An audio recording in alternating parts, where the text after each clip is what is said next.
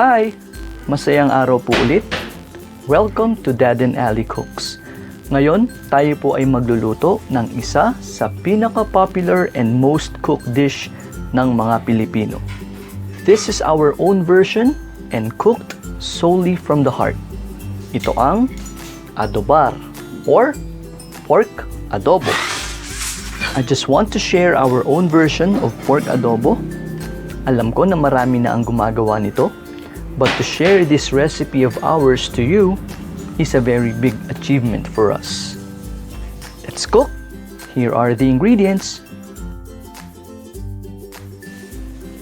Sugar, mantika, onions, laurel and paminta, salt, pork cubes, white onion, garlic, siling labuyo, soy sauce, and oyster sauce.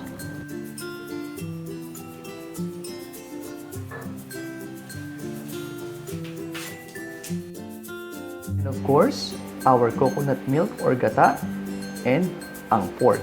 We used pork kasim dahil mas madali itong lumambot. Let's start cooking! Ang unang-una po natin gagawin ay imamarinate natin ang ating pork sa paminta at sa asin. Depende sa inyo kung ganong karami paminta ang ilalagay nyo. But here, ilagyan natin siya ng at least 1 teaspoon of pepper. Okay, kalat lang natin siya. Mas maraming spices, mas masarap. Okay? And then, lalagyan natin siya ng asin. Yan. Pagtapos natin lagyan ng asin, hahaluin natin siya manually. Just keep on mixing until mamarinate natin manually yung lahat ng pieces ng pork. Siguro gagawin natin ito ng mga 3 to 5 minutes. Okay, after natin manually marinate ang ating pork, tatakpan natin siya ng cling wrap. Okay? Kapag natakpan na natin siya ng cling wrap, ilalagay natin siya sa fridge ng about 2 to 3 hours para manuot sa pork yung marinade mix. Para mas masarap ang lasa ng pork pag atin ng inadobo. Okay, so simulan na natin ang pagluluto. We'll turn on the heat and painitin na natin ang ating pan. Okay, and then lagay na natin ang ating mantika or ang cooking oil. Ayan. Okay. Pag mainit na ang ating cooking oil, ilalagay na natin ang ating garlic. Okay, ayan. And then, we will saute the garlic for about a minute. Okay, let's saute lang ng maayos. After the garlic, ilalagay na natin ang ating onions. Okay. Then, we will saute them both. Napakabango talaga ng aroma ng garlic and onion kapag ginigisa na. And after that, ilalagay na natin ang ating marinated pork na galing sa fridge. Okay, ilalagay na natin siya. Ayan. And then, gigisahin lang natin siya ngayon together with the garlic and onion. Kailangan mag-blend ng ingredients doon sa pork na ating minarinate kanina. After natin silang mahalo ng mabuti, tatakpan natin siya. We'll do this for about a minute or 2. And then after 2 minutes, eto na po siya. Then we will mix it again. Again, after 2 to 3 minutes ng paghalo, tatakpan uli natin siya. We'll cover it again for around 2 to 3 minutes. Ayan. Nagawa natin ito para mas lalong ma-absorb ng meat yung spices na nilagay natin. And then, bubuksan natin uli. Ito na siya. And then, hahaluin natin siya uli for about a minute or 2. Okay, habang hinahalo natin siya, just a bit of trivia. Ang adobar ay Spanish term which means marinade sauce or seasoning. Ang adobar ay pinaghalong spices Noong unang panahon to preserve ang ating meat. Doon natin na-acquire ang pagluluto ng adobo. And then, after natin mahalo, tatakpan uli natin siya for about a minute or two. Okay, afterwards, hahaluin uli natin siya. Mix it again. Yan, para mas lalong sumarap at luminamnam yung ating pork. Okay. Nahalo na natin siya ng matagal. And at this very moment, ilalagay na natin ang ating oyster sauce. Okay, pagkatapos natin malagay, haluin lang natin ulit ng mga about 1 to 2 minutes. Need to ensure na makover lahat ng oyster sauce yung ating pork dahil isa ito sa magpapalinamnam ng ating adobo. Okay? After natin ma-mix ng 1 to 2 minutes, ilalagay natin ang ating soy sauce or ang toyo. Usual ingredient ito ng isang adobo. Okay, ayan. And then, susunod natin ang ating vinegar or ang ating suka. Narinig ko lang dati na dapat paglagay ng vinegar, hindi muna siya inahalo. I-research ko kung bakit. Okay? Okay. It's because kailangan muna pala niya mag-settle yung flavor doon sa ating niluluto. Naalala ko na pala. Okay, so we'll mix it up again. Nandiyan yung oyster sauce, yung soy sauce, and vinegar. Ayan. Napakabango niya. And medyo tender na yung meat, pero mas lalo pang lalambot din mamaya. Okay. Ngayon, dadagdag na natin ang ating sugar na medyo magpapatamis ng konti lang naman sa ating adobo or adobo. And then, idadagdag na natin ang ating pepper.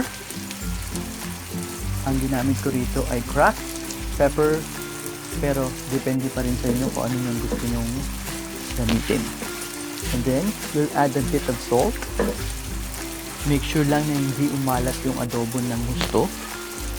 Dahil yung salt ang medyo magbabalanse ng lasa ng ating lutuin. Ayon yun kay Gordon Ramsay. Okay. Mix them a little bit.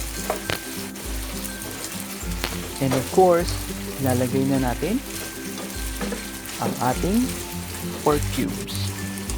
Okay. So, haluin lang natin ulit ng mabuti. And then, isusunod natin ang ating laurel or ang ating bay leaves. Bay leaves will give aroma or freshness to the adobo. And then, to add spice, a little bit of spice, ilagyan natin siya ng 2 pieces ng crushed siling labuyo. Ito talaga ang babalanse ng lasa, tamis, alat, at anghang. Okay? At yung aroma and freshness ng bay leaves. Okay, napakabango niya na. Napakasarap ng amoy. Ayan. Nang na-mix na natin siya ng mabuti, tatakpan natin siya ulit. We'll cover it for around 2 to 3 minutes para lang mag-simmer lahat ng ingredients. Okay? Okay, after 3 minutes, bubuksan na natin siya. Hahaluin natin ng konti. And this time, ilalagay na natin ang ating potatoes or patatas. This will add a bit of thickness mamaya sa ating magiging sauce. Kailangan lang ma-fry natin yung potatoes ng maayos. Isa ito sa ingredients na sinama namin sa aming version. Okay? After a minute or 2 ng paghalo, tatakpan natin siya ulit. We'll cover it for around 2 to 3 minutes again. Okay. Para lang mag-simmer uli siya at medyo lumambot na yung potatoes. Okay, after 3 minutes, eto na siya. Haluin lang natin siya ng konti. Ayan. Nag-blend na yung kulay ng potatoes doon sa mixture ng ating ingredients and pork. Okay, ayusin lang natin ng konti. Kumukulo na siya. palambot na ng palambot yung pork at this time. Okay, right now, idadagdag na natin ang ating coconut milk or ang ating gata. Okay, we're using coconut milk pero kakang gata po ang ginamit natin. Yung unang piga ng nyog. Dahil yun ang pinakamasarap, pinakamalasa sa lahat.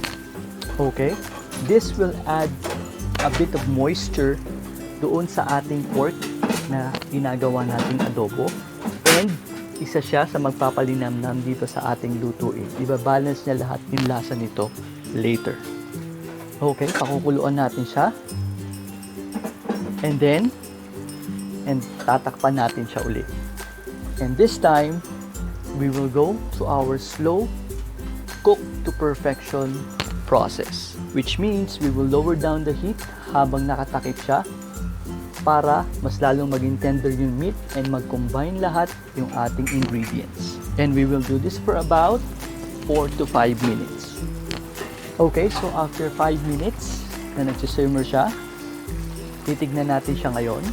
Okay, and medyo hindi pa masyadong malapot yung ating coconut milk or yung gata. So, tatakpan din natin siya and we'll let it simmer again for about 3 to 5 minutes.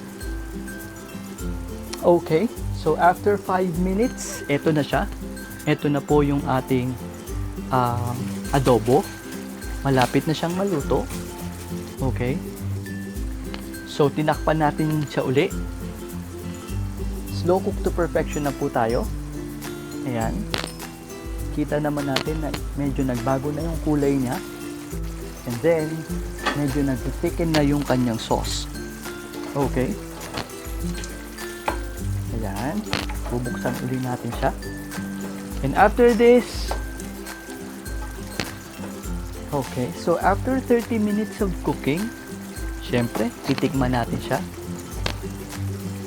Ayan. Wow. Talagang napakasarap na nito. Malapit na po siyang maluto. So, napakasarap niya na talaga. Haluin lang natin ng konti. Ayusin natin yung ating adobo. Okay, ayan. Okay. So, at this very moment, tatakpan na natin siya. And, we'll let it simmer for about 1 to 2 minutes. Iti-turn off na natin yung ating heat. And then, eto na siya. Okay. Tinikman lang natin ulit para tayo makasigurado sa lasa niya. Okay. Ayos na ayos po ang lasa. Ayos na ayos. Okay. In 1 to 2 minutes, okay na siya. Ayan. Okay. So, tatakpan na natin siya. And we'll let it simmer hanggang mga 2 minuto. Okay. So, bubuksan natin. Mainit pala. Okay. Remember guys na meron tayong white onions. Ilalagay na natin siya ngayon. This is only for garnish. Pero kahit papano, mag-a-add siya ng lasa sa ating pork adobo or adobar. Tignan natin siya na maayos. And then, konting halo. And then, tatakpan na natin siya. And then, iti-turn off na natin yung heat. Okay na siya ngayon. And we're done. Okay? This is our adobo. And, ita-transfer na natin siya sa ating serving bowl. Okay? Transfer na natin siya ngayon. Napakaganda ng kulay. With all the herbs and spices and super tender pork.